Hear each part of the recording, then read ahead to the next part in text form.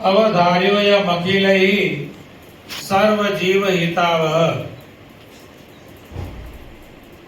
સ્વામિનારાયણ ભગવાન એમ કહે છે કે આ પત્રી લેખ એટલે શિક્ષાપત્રી હેતુપૂર્વકની એટલે કે સર્વ જીવ હિતાવહ, સર્વના જીવને હિતને કરનારી છે। માટે અખિલૈ સર્વજનોએ, શિક્ષાપત્રી ફક્ત સ્વામિનારાયણ ભગવાનના અનુયાયીઓ માટે નથી, સીમિત નથી। ફક્ત સ્વામિનારાયણ ભગવાનના આશ્રિતો માટે જ સીમિત શિક્ષાપત્રી નથી। શિક્ષાપત્રી સર્વ જીવોને માટે છે। આ પૃથ્વી ઉપર જેટલા કોઈ મનુષ્ય છે, દેશ વિદેશમાં જેટલા મનુષ્યો છે, તે દરેક મનુષ્યના હિતને કરનારી આ શિક્ષાપત્રી છે। માટે આ શિક્ષાપત્રી અખિલૈ સર્વે જીવોએ એકાગ્રેણૈવ મનસા, એકાગ્ર મનથી તેને ધારવી, વિચારવી અને વર્તનમાં મૂકવી। બીજું તો બધું આપણે સમજ્યા ગયા સોમવારે। શિક્ષાપત્ર લખવાનો હેતુ શું છે એ તો આપણે સમજ્યા, પણ અહીંયા સ્વામિનારાયણ ભગવાન કહે છે એકાગ્રેણૈવ મનસા, એકાગ્ર મન વડે। એટલે આ એક શિક્ષાપત્રીના વાક્યનો તાત્પર્ય એ જ છે, અગ્ર લક્ષ્ય જેનું એવા એકાગ્ર મનથી આપણે એક લક્ષ્યથી મનને કેન્દ્રિત કરી અને આ શિક્ષાપત્રીને ધારવી, વિચારવી અને વર્તનમાં મૂકી। એક લક્ષ્ય, અર્જુનને મચ્છ વેધવાનું કીધું, પેલા બધા ચારે પાંડવો આવી ગયા। દ્રોણાચાર્યે પૂછ્યું, ભાઈ સભા દેખાય છે? તો કે હા દેખાય છે। થાંભલો દેખાય છે? તો કે હા દેખાય છે। માસલું આખું દેખાય છે? તો આખું દેખાય છે। તારાથી નહીં વેધાય, થઈ જાય। અર્જુનને પૂછવામાં આવ્યું, સભા દેખાય છે? તો કે ના। થાંભલો દેખાય છે? તો કે ના। ફક્ત ઉપર માસલું જે દેખાય છે। ત્યારે દ્રોણાચાર્ય કહે છે કે હવે ફક્ત તેની આંખ સામે દ્રષ્ટિ સાધો, એકાગ્ર મન ક્યાં કરો? માછલીની આંખમાં। પછી અર્જુને કીધું મચ્છ પણ દેખાતો નથી, ફક્ત આંખ દેખાય છે। ત્યારે દ્રોણાચાર્ય કીધું હવે ઘા કરો। ત્રાજવામાં ઊભા રહીને ફરતી માછલીની આંખ વેધવાની હતી। માછલી તો ફરતી હતી, ઊભા રહેવાનું ક્યાં હતું? ત્રાજવામાં।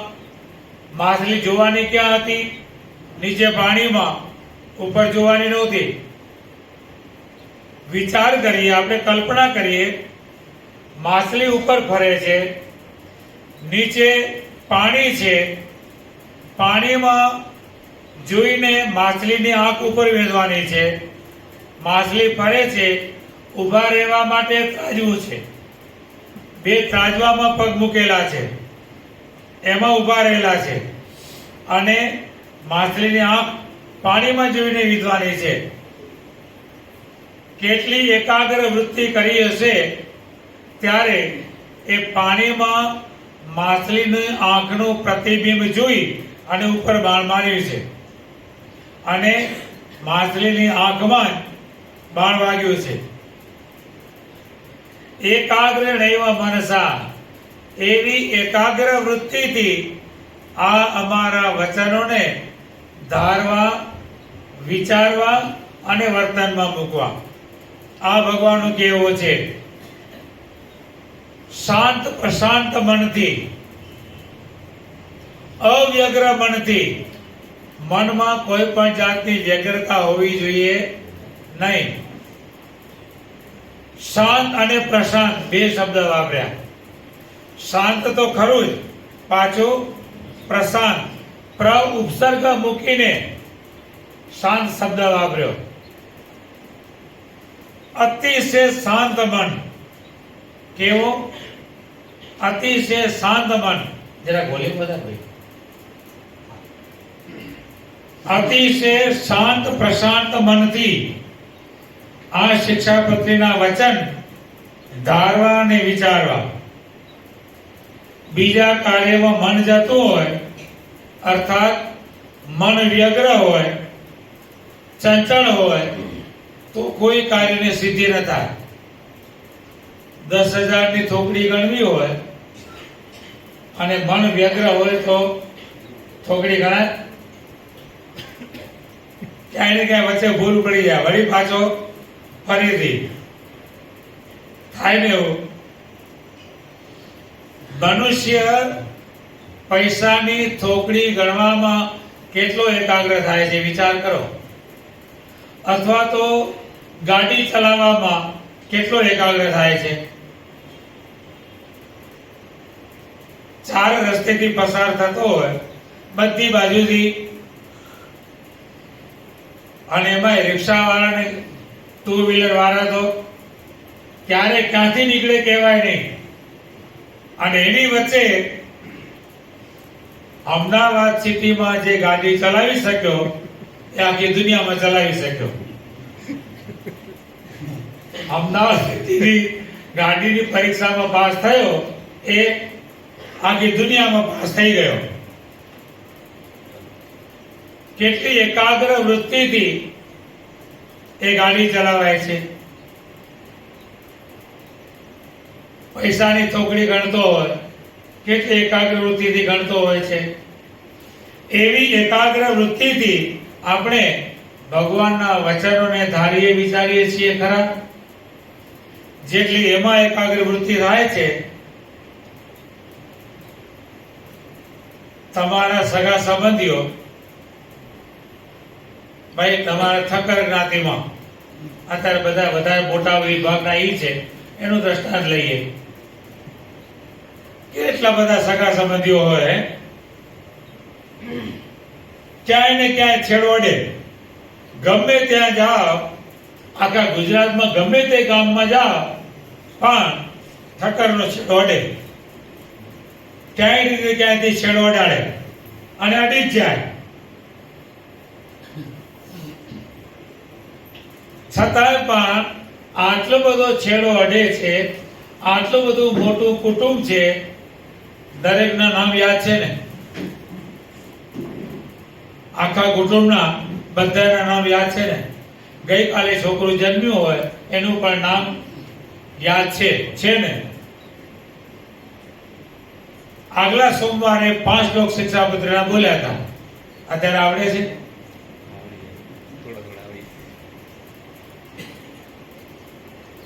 કેમ? એ ભૂલાઈ ગયું. શિક્ષાપત્રીના 5 શ્લોક મુખપાઠ કરવા હોય તો કેટલું ટેન્શન? ટેન્શન ખરું ને? આખું અઠવાડિયું બીજું કઈ સાંભળ્યું?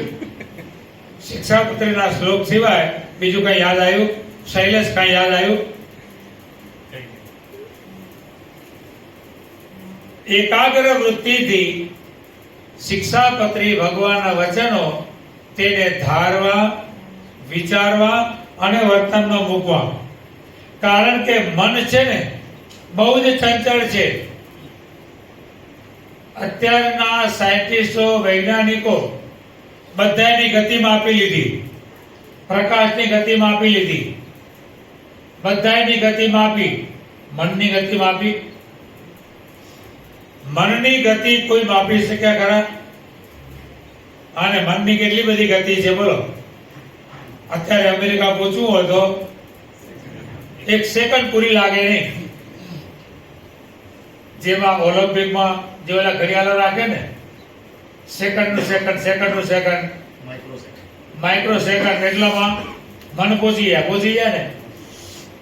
એટલી બધી મનની ગતિ છે. આટલું ચંચળ મન છે. શું છે? મન આટલું ચંચળ છે અને એટલા માટે શ્રુતિમાં એમ કહ્યું છે અન્યત્ર મના અભુવમ નાદર્શ મન્ય મત્ર મના અભુવમ નાસ્ત્રાવમ. બીજે મન હતું માટે ન દીઠું, બીજે મન હતું માટે ન સાંભળ્યું. શ્રુતિમાં શું કહે છે? ભલે આપણે બધું જ કરતા હોઈએ પણ મન બીજે હોય તો આપણે દેખ્યું નથી. આપણી બાજુમાંથી મનુષ્ય પસાર થઈ ગયો, બે ભાઈબંધો ઊભા વાતો કરતા હોય, બાજુમાંથી મનુષ્ય પસાર થઈ ગયો અને કોઈ આવીને પૂછે ભાઈ આથી આ વ્યક્તિ પસાર થયો? ખબર નથી. બે ભાઈબંધો ભેગા થઈને ખાવા બેઠા હોય, ઘણા વર્ષે ભેગા થયા હોય અને જમવા બેઠા હોય અને વાતો વળગ્યા હોય, બધું જમી જાય, ઓલી પીરસી થાકી જાય, બધું જમી ગયા પછી પૂછે ભાઈ શું જમ્યા? ખબર નથી. મન ક્યાં હતું? મિત્ર સાથે વાતોમાં. ભલે જમવાની પ્રક્રિયા ચાલે છે છતાં પણ જો મન અહીંયા નથી તો શું જમ્યા તેની ખબર પડતી નથી. એટલે બીજે મન હતું માટે મેં દીઠું નથી અને બીજે મન હતું માટે મેં સાંભળ્યું નથી. મનસા એવ પશ્યતિ મનસા એવ શૃણોતિ. માણસ મનથી જ જુએ છે અને મનથી જ સાંભળે છે. ભલે દ્રષ્ટિ હોય પણ મન ન હોય તો. અને એટલા માટે સ્વામિનારાયણ ભગવાન સારંગપુરના બીજા અવતારમાં કહે છે ભગવાનના દર્શન કરવા તે મનને સહિત દ્રષ્ટિને એકાગ્ર કરીને દર્શન કરવા. જો એકલી દ્રષ્ટિએ દર્શન કરે તો મહારાજ કે દર્શન કર્યા તે ન કર્યા જેવા છે. દર્શન કરીને નીચે ઉતર્યો હોય અને એને પૂછીએ ભગવાન આજે શું ધારણ કર્યું છે? ખબર નથી. તો ભાઈ તું શું કરી આવ્યો? ઉપર જઈને શું કર્યું? ભગવાન પાસે જઈને શું કર્યું? મન બીજે હતું. નવા જોડા પહેરીને આવ્યો મંદિરમાં, ચકચકતા નવા બૂટ લીધા હોય અને બૂટ નીચે ઉતાર્યા હોય, ભગવાનની આગળ ઉભો રહે આવીને, મન ક્યાં હોય? ભગવાનની આગળ હાથ જોડે ત્વમેવ માતા ચપિતા ત્વમેવ. શું આગળ શું કે ભગવાને ત્વમેવ માતા અને બૂટને ચપિતા ત્વમેવ. મન ત્યાં જ પડ્યું હોય તો શું ભગવાનના દર્શન થાય? મંદિરમાં દર્શને આવવું ને સ્વામી બાપાના આશીર્વાદમાં આવે છે. સ્વામી બાપા આશીર્વાદમાં કહે છે દર્શને આવવું એટલે 6 મહિનાના જૂના ચંપલ હોય ને એમાં પહેરીને આવવું. કદાચ આપણે ભૂલી ગયા પહેરતા તો 10 દાડા 15 દાડા પડ્યા હોય તો કોઈને લેવા આવે નહીં. સાંભળે જ નહીં. સાંભળે યાદ આવે યાદ જ ના આવે, કોઈ નથી લઈ જવાડો. એટલે મનસા એવ શૃણોતિ મનસા એવ પશ્યતિ. માણસ મનથી જ જુએ છે અને મનથી જ સાંભળે છે. આ ઉપરથી જણાય છે કે એકાગ્ર મનથી જે જુએ છે અને એકાગ્ર મનથી સાંભળે છે તે જ દીઠું અને સાંભળ્યું ગણવું. નહીં તો દીઠું પણ નથી અને સાંભળ્યું પણ નથી. મહારાજ કોઈને એમ કહીએ કે આ શ્લોક તથા વતનામૃત મુખપાઠ કરી લાવો, મુખપાઠ કરી લાવે. સવારે આપ્યો, સાંજે મુખપાઠ થઈ ગયો. આજે એને બોલાવીએ તો બોલી પણ જાય. બીજે દિવસે સવારે પૂછીએ તો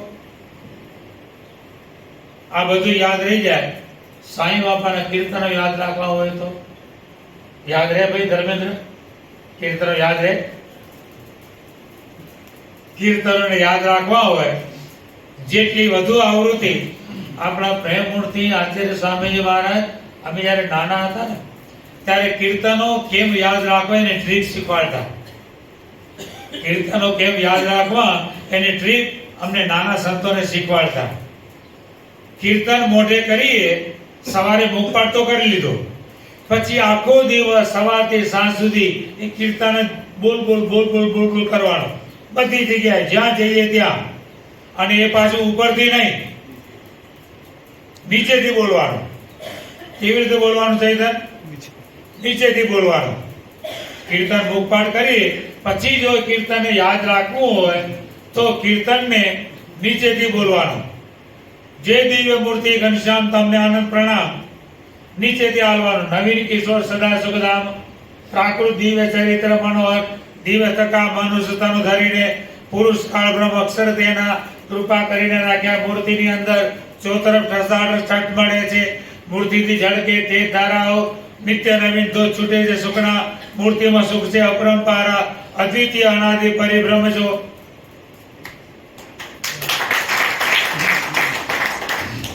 નીચેથી શરૂ કરવાનું.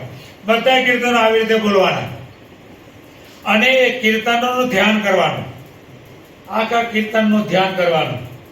જે કીર્તન મોઢે કરીએ તો કીર્તનનું ધ્યાન. પહેલા નંબરના પાના ઉપર પુરુષોત્તમ રૂપ થઈ, બીજા નંબરના પાના ઉપર જય મંગળકારી, ત્રીજા નંબરના પાના ઉપર પ્રથમ નંબર પર બ્રહ્મને, 4 નંબરના પાના ઉપર જય દિવ્ય મૂર્તિ, 5 નંબરનું પાનું જય ઘનશ્યામ જય જય કરનારા, 6 નંબરનું પાનું વાલા વિનંતી, 7 નંબરનું પાનું છો પ્રભુ શ્રી ઘનશ્યામ જયકારી, 8 નંબર શ્રીજી મૂર્તિના સૂક્ષ્મ જિલ્લાઓસો, 9 નંબર ઘનશ્યામ તરુણા શ્યામળા, 10 નંબર અડધેથી રમી રહી મૂર્તિમાં તમારી, 11 નંબર સર્વતણા આધાર મહારાજ, 12 નંબર અડધું પાનું ના સમજુ શ્રીજી શ્રી અડધેથી શ્રીજી મૂર્તિમાં અમને રાખજો. આખું ધ્યાન હરિનારાયણ મૃતનો. આ નંબરના પેજ ઉપર આ કીર્તન છે. આખી હરિનારાયણ મૃત મગજમાં આમ દેખાય સીધી. આમ ધ્યાનમાં બેસીએ ને એટલે આખું હરિનારાયણ કાવ્ય ગ્રંથ દેખાય કે આટલેથી આ કીર્તન શરૂ થાય છે, એટલે અહીંયા પૂરું થાય છે.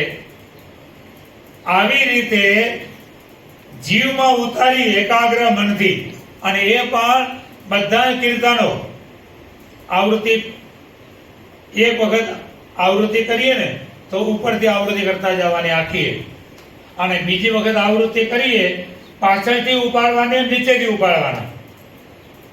કીર્તનની આવૃત્તિ કેવી રીતે કરવાની? છેલ્લા પાનાથી શરૂ કરવાની અને છેલ્લી કડીથી શરૂ કરવાનું. ડબલ વખત આવૃત્તિ થાય. પહેલી વખત આવૃત્તિ કરી પહેલા પાનાથી અને ઉપરની કડીથી, બીજી વખત આવૃત્તિ થાય છેલ્લા પાનાથી અને છેલ્લી કડીથી. બધા કીર્તનો છેલ્લી કડીથી બોલતા જવાના. આવું એકાગ્ર મનથી જો ચિંતન થાય તો એ જીવમાં ઉતરે. આપણા પ્રેમમૂર્તિ આચાર્ય સ્વામીજી મહારાજે હરિનારાયણ ગ્રંથને આત્મસાત કર્યો. ગમે તે શબ્દ આવે તો તરત જ એ કીર્તન આવે. એવું એકાગ્ર મનથી જો સાંભળે છે અને જે જુએ છે તે દીઠું અને સાંભળ્યું કહેવાય. બાકી મનની ચંચળતા એ તો અતિશય છે, અને એટલા માટે સ્વામિનારાયણ ભગવાન મનની ચંચળતા ટાળવાના ઉપાય વચનામૃતમાં બતાવે છે. મન વિશેષ કરીને ચંચળ છે, અતિશય મન ચંચળ છે. શ્રીમદ ભગવદ ગીતામાં પણ કહ્યું છે, ચંચલમિ મન કૃષ્ણ પ્રમાતિ બલવદ્રઢમ તથા અસંશયમ મહાભાવો મનો દૂર નિગૃહત ચલમ. શ્રી કૃષ્ણ ભગવાન કહે છે કે મનને વશ કરવું તો કેવું છે ખબર છે? હવામાં બાજકા ભરવા જેવું છે. હવામાં બાજકા ભરવું છે. હવામાં બાજકા ભરી શું હાથમાં આવે? એ મનની ચંચળતાને ટાળવી, મનને વશ કરવું એ આટલું કઠણ છે. અર્જુન કહે છે, હે કૃષ્ણ, મન તો ચંચળ અને ક્ષોભ પમાડનારું, બળવાન અને દ્રઢ છે. ત્યારે શ્રી કૃષ્ણ પણ કહે છે, હે મહાબાહો, મન નિશંક નિગ્રહ ન થાય તેવું ચંચળ છે. એનો નિગ્રહ ન થઈ શકે, પકડી ન શકાય એવું ચંચળ છે. હવે આવા ચંચળ મન, ભાગવત ગીતામાં જે કીધું કે ચંચળ છે, નિગ્રહ થઈ શકે તેવું નથી, ત્યારે શ્રીજી મહારાજ પણ વચનામૃતમાં મનને ભૂત, માંકડું, બાળક અને બાળકને રમાડનારો, મન કેવું છે તો કે ભૂત જેવો છે, મન કેવું છે તો કે માંકડા જેવો છે, મન કેવું છે તો કે બાળક જેવો છે, અને મન કેવું છે બાળકને રમાડનાર જેવો છે. ભૂત હાગલું બે જ નહીં. બીજું માંકડો, માંકડો શબ્દ શું વાપર્યો છે? માંકડો, વાંદરું નહીં. માંકડા જોયા છે? જેને લાલ હોય ને એને માંકડું કહેવાય.